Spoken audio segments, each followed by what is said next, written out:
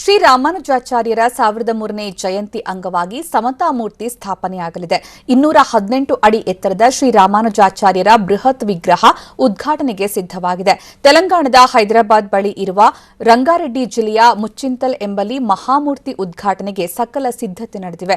ಶ್ರೀ ರಾಮಾನುಜಾಚಾರ್ಯರ ಪ್ರತಿಮೆಯನ್ನು ವೈಷ್ಣವ ಸಂಪ್ರದಾಯದ ಹಾಲಿ ಆಧ್ಯಾತ್ಮಿಕ ಪ್ರಮುಖ ತ್ರಿದಂಡಿ ಶ್ರೀ ಚಿನ್ನಜೀಯರ್ ಸ್ವಾಮೀಜಿ ನಿರ್ಮಿಸಿದ್ದಾರೆ. ಈ ಬಗ್ಗೆ ಶ್ರೀ ಚಿನ್ನಜೀಯರ್ ಸ್ವಾಮೀಜಿ टीवी9 विशेष संदर्शन ನೀಡಿದ್ದಾರೆ. ಆ ಸಂದರ್ಶನವನ್ನ ನೋಡೋಣ ಬನ್ನಿ.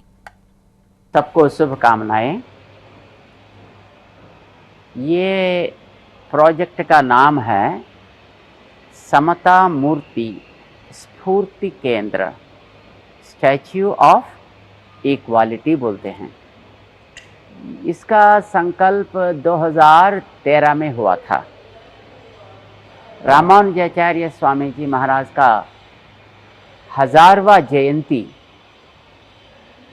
2017 में होने वाला था, तो उसको दृष्टि में रखकर 2013 में इसकी कल्पना की गई है और उसका साक्षात्कार कराने के लिए जो प्रयास था वो 2015 में शुरू हुआ।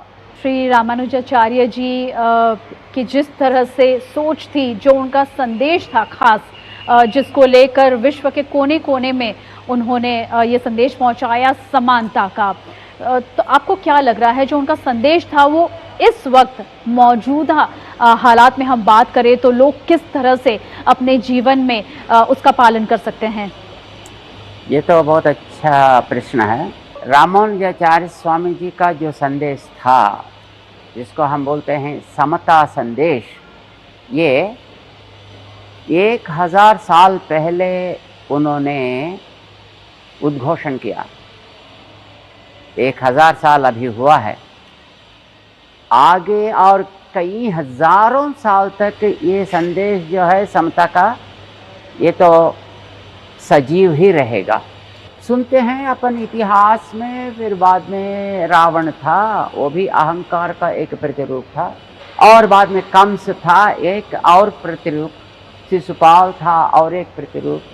इतिहास में जो आजकल का इतिहास हम देखेंगे, उस समय में भी कुछ लोग ऐसे थे।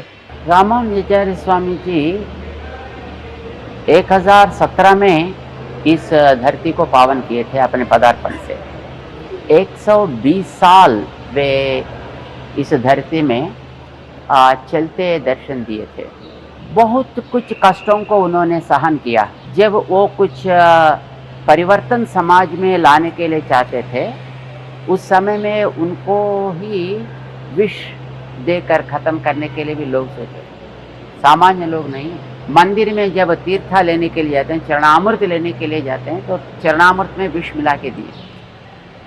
और वो तो सन्यासी थे, तो भिक्षा स्वीकार करना होती है। जब भिक्षा लेते थे, भिक्षा में विष मिला के दिए थे।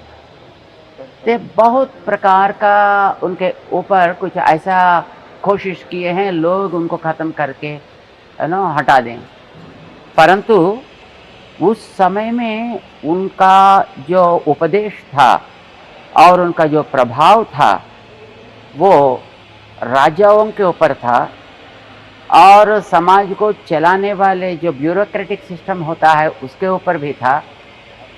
जो समाज के एलाइट बोलते हैं, जो बुद्धिजीवी जो होते हैं, उनके ऊपर भी उसका असर था।